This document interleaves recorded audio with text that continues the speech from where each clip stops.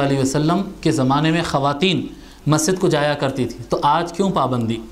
تو دیکھیے یہ جو پابندی عورتوں پر لگی ہے، مسجد کو جانے سے جو روکا گیا ہے، وہ روکنے والے سب سے پہلے شخص حضرت عمر بن خطاب رضی اللہ تعالیٰ عنہ، خلیفہ دوم عمر بن خطاب رضی اللہ تعالیٰ عنہ روکے، اور اس بات پر وہ روکے کہ وہ پہلے کی طرح زمانہ اتنا صاف نہیں رہا کہ مرد و خواتین ایک ساتھ بیٹھیں اور کسی قسم کا کوئی مسئلہ نہ ہو، اور دن میں 5 ٹائم آنا ہے، تو پہلے جیسے معاملات نہیں، اور پھر تعداد بھی زیادہ ہو گئی، تو مسجد کے اندر بھائی پہلے کے لوگ تو نمازی تھے نا، تو مسجد میں آئے تو پورا مسجد بھر جا رہی مردانے سے، اب زنانہ کہاں سے آتا؟ جبکہ زنانہ گھر میں نماز پڑھے تو ثواب زیادہ ملتا، ٹھیک ہے؟ تو یہ تمام چیزوں کو دیکھ کر حضرت عمر رضی اللہ تعالیٰ عنہ منع کر دیے، لیکن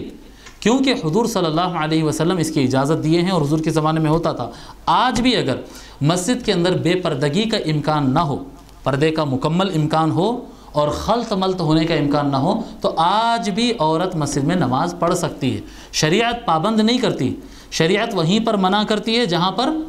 خلط ملط ہو جانے کا امکان ہو۔ اگر پردے جیسے آپ عربستان چلے جائیے، ہر مسجد میں ایک سیکشن بنا ہوا رہتا، قسم النساء، مدخل النساء، لیڈیز کا ڈور، وہ دروازے سے صرف لیڈیز جاتے، وہ ایریا میں لیڈیز مسجد کے اندر وہ ایریا میں آتے، نماز پڑھتے اور چلے آتے، کوئی مسئلہ نہیں ہوتا۔ تو اگر ایسے فیسلٹی ہے جہاں پر عورتوں کے پردوں کے لیے انتظام وغیرہ ہو، بے پردگی کوئی امکان نہ ہو، تو عورتیں آج بھی جا سکتی ہیں ان مسجد میں، اور اگر جلسے پروگرام اور اسپیشل وغیرہ کچھ ہو تو آج بھی خواتین مسجد کو جا سکتی ہیں۔ مقصد صرف ایک ہے کہ خلط ملط نہ ہو اور بے پردگی اور دیگر مسائل اور غلط حرکتیں جو ہے مسجد میں نہ ہوں، اس لیے حضرت عمر رضی اللہ تعالیٰ عنہ روکے ہیں۔ یہ روکنا احتیاط کے دروازے سے ہے، اگر اس احتیاط کا خیال رکھا جائے تو آج بھی عورت مسجد کو جا سکتی ہے۔ وہ